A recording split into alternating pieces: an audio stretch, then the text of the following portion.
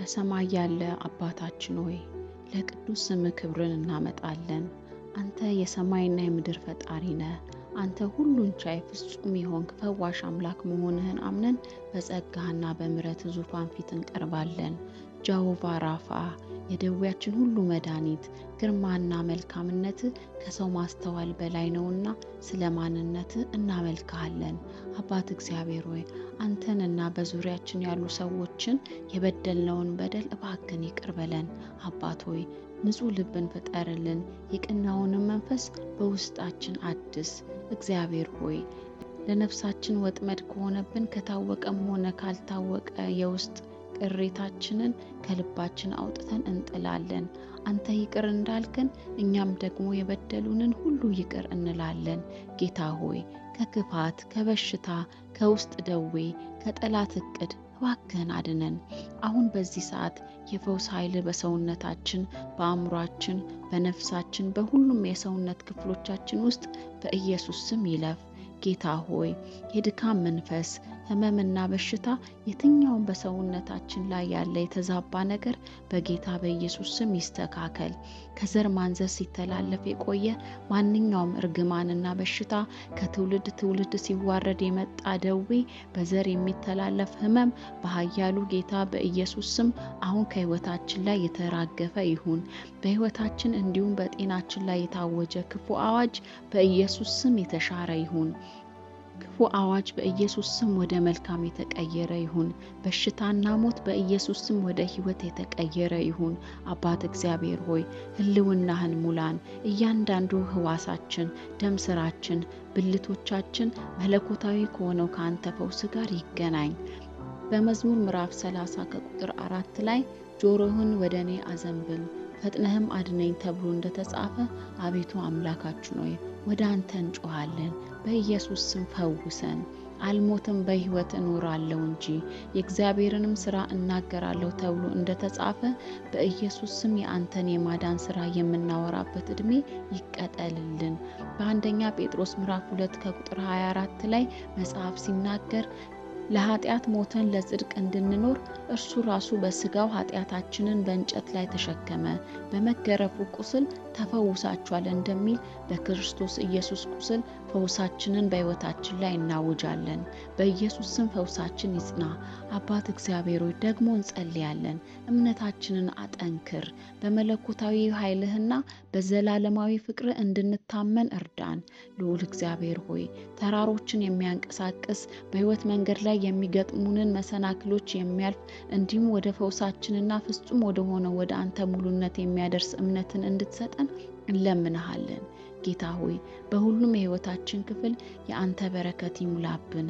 በእኛና በቤተሰባችን ላይ የተሰራ የክፉ መሳሪያ በኢየሱስ ስም አይከናወን። ጥበቃ በእኛና በዙሪያችን ባሉት ላይ እንደ ጋሻ ይክበበን። ጌታ ሆይ የምንወዳቸውን ሰዎች ሁሉ በፊት እናቀርባለን። አንተን እንዲያዩ በኢየሱስ ስም ዓይኖቻቸው ይከፈቱ። የአንተን ድምፅ እንዲሰሙ በኢየሱስ ስም ጆሮቻቸው ይከፈቱ። የአንተን ውድ ስጦታ የሆነውን የዘላለሙን ሕይወት እንዲቀበሉ ልባቸው በኢየሱስ ስም ክፍት ይሁን። ባሪያ ዳዊት አቤቱ ተመለስ፣ ነፍሴንም አድናት፣ ስለ ቸርነትህም አድነኝ እንዳለ ጌታ ሆይ ፈውስ ከውጫዊ አካላችን አልፎ ጥልቅ የሆነውን የነፍሳችንን ጥግ ይንካ።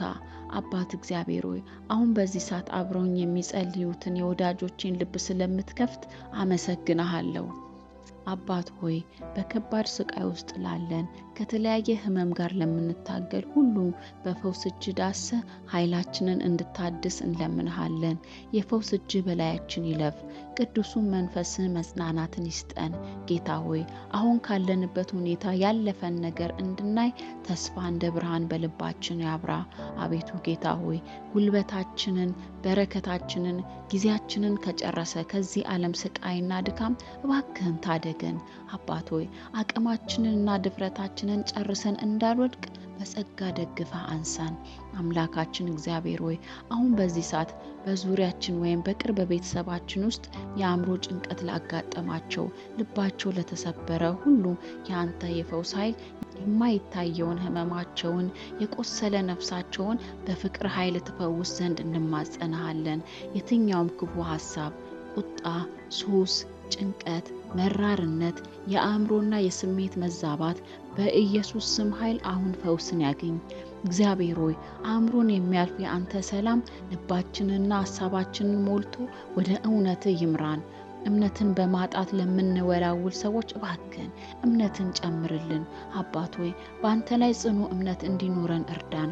እምነትም ከመስማት ነው፣ መስማትም ከእግዚአብሔር ቃል ነው ተብሎ እንደተጻፈ ለእምነታችን የሚሆንን ቃልን በልባችን ሰውር። አቤቱ ጌታ ሆይ ሸክም ላጎበጣት ነፍሳችን ከማስተዋል በላይ የሆነውን እረፍትና ሰላም ስጠን። ልዑል እግዚአብሔር ሆይ በእኛ ላይ የሚያልፈው የፈውስ ኃይል ከኛ አልፎ ለሌሎች የሚተርፍ ምስክርነትን ለስምህ ክብር ያምጣ። መዳኗንም በሰውነቷ ላይ አረጋገጠች እንደሚል ፈውሳችንን ተቀብለን የመታደስን ምስክርነት ይዘን እንመለስ። እግዚአብሔር ሆይ ከላይ ከጸጉራችን ጀምረ እስከ ታች እግሮቻችን ድረስ በፈውስ ስለጎበኘህን እናመሰግንሃለን። በእኛ ላይ በጤናችን ላይ የተሰራ መሳሪያ ስላልተከናወነ እናመሰግንሃለን። ከጤናችንና ከደህንነታችን ጋር የሚጋጭ ኃይል በኢየሱስ ስም የተሰበረ ይሁን። አባት እግዚአብሔር ሆይ በአንተ ዘንድ ሁሉ ስለሚቻልና ታምራትን በማድረግ ላይ ስላለ ተመስገን። ጸሎታችንን ሰምተ ስለመለስክ ስም ብሩክ ይሁን። በውድ ልጅ በኢየሱስ ክርስቶስ ስም ጸለይን፣ አሜን።